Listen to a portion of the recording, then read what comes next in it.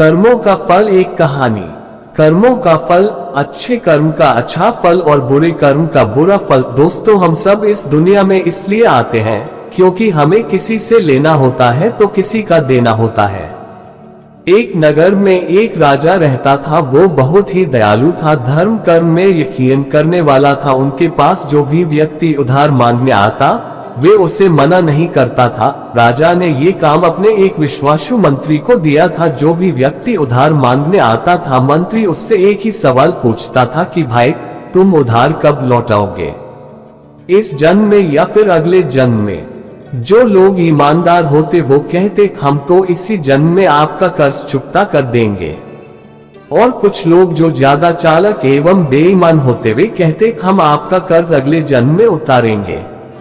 अगले जन्म में उधार वापसी की शर्त से कुछ लोग राजा को मूर्ख समझते थे और अपनी चालाकी पर खुश होते थे। एक दिन एक लुटेरे ने यह बात सुनी और वह राजा के पास उधार मांगने पहुंचा। उसे मालूम था कि राजा अगले जन्म तक के लिए रकम उधार दे देता है।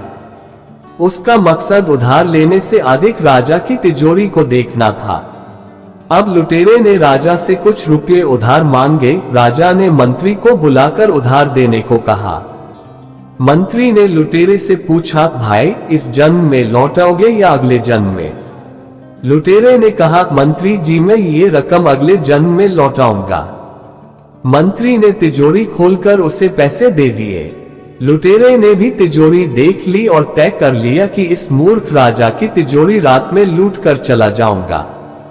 वो रात में ही राजा के घर पहुंच गया और वहीं गायों के तबेले में छिपकर राजा के सोने का इंतजार करने लगा।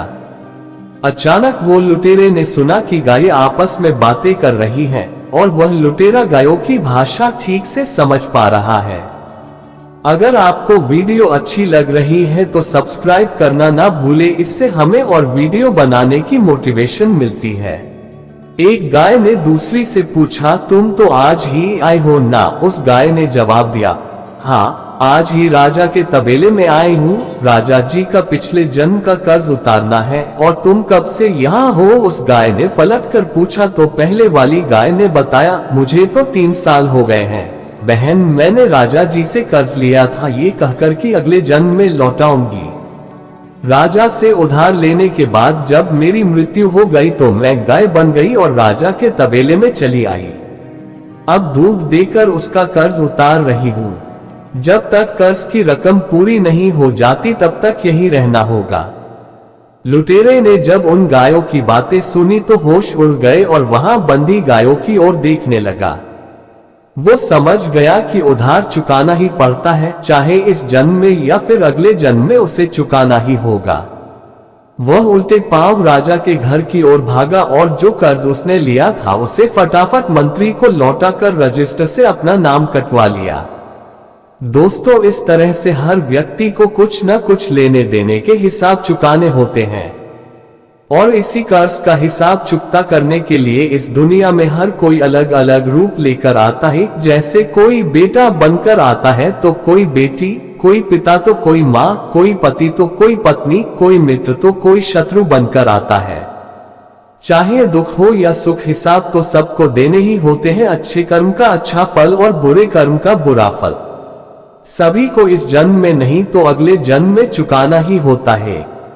इसी प्रकार अगर अकारण कुछ बुरा होता है तो दुखी होने की बजाय सत्य को स्वीकार करना चाहिए कि जो कुछ हो रहा है वह हमारे कर्म का ही परिणाम है। कर्मफल से कोई नहीं बच सकता, यह अटल विधान है।